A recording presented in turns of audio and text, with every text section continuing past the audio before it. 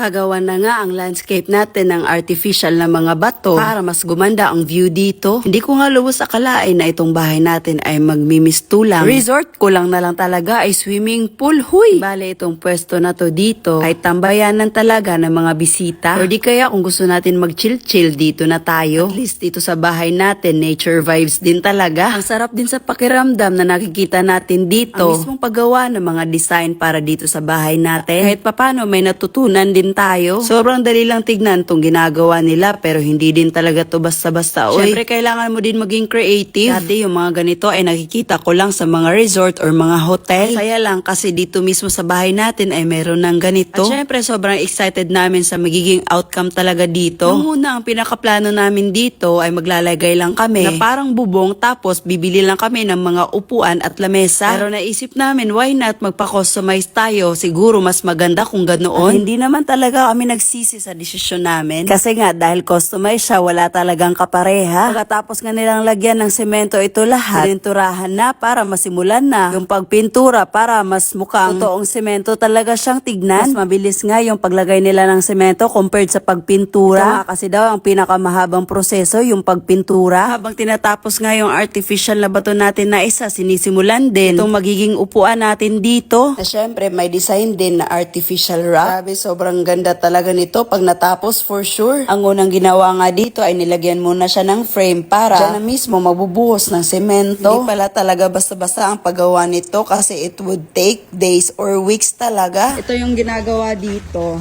Mga upuan to na parang bato-bato din siya. So tignan nyo naman kahapon. Parang wala lang to, 'di ba? Pero ngayon, nakikita na natin yung forma niya at mas magiging maganda to pag napinturahan na siya. So ito din, parang stone inspiration din ito. Parang stone din to mangyayari dito sa table natin dito. Tapos ito, parang gumaganda na siya kasi may pintura na talaga siya. At itong mga landscape natin dito, malapit na ding matapos. Yan, naglalatag na sila ng mga bato.